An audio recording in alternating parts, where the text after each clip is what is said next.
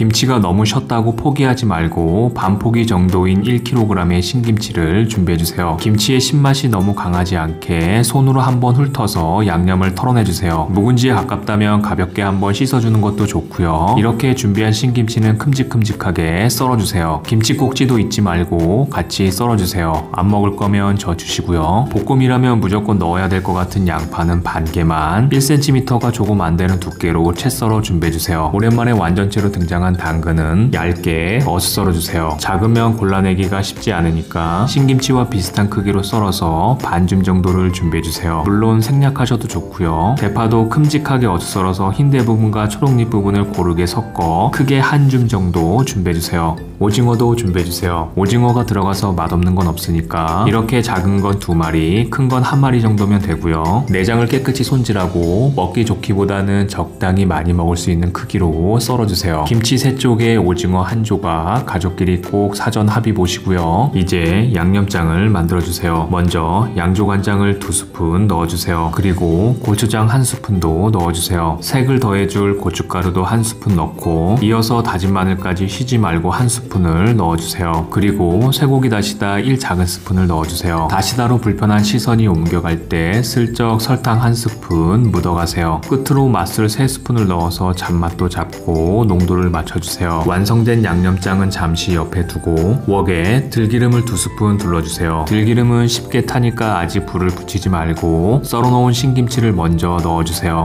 그 다음 채 썰어놓은 양파를 넣고 한번 잘 섞어주세요. 이제 불을 켜서 불세기를 강불로 조절한 후 볶아주세요. 김치와 양파의 숨이 죽을 때까지 볶아주세요. 신김치와 양파의 숨이 죽으면 가운데에 상석을 좀 비워놓고 귀한 오징어를 모셔다가 앉힌 후 만들어 놓았던 양념장을 싹싹 긁어서 다 넣어주세요. 이어서 썰어 놓았던 당근과 대파를 다 넣고 볶아주세요. 불세기는 여전히 강불을 유지해 주시고요. 오징어가 다 익을 때까지 잘 저어가며 볶아주세요.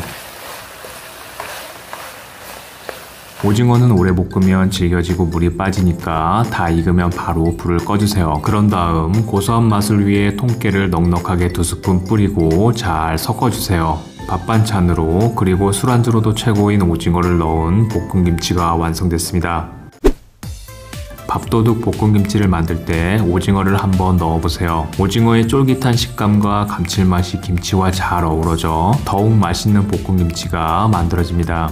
마땅한 반찬도 없고 입맛이 없을 때 오징어를 넣어서 볶음김치를 만들면 기대 이상으로 만족하실 겁니다. 그럼 시청해주셔서 감사합니다.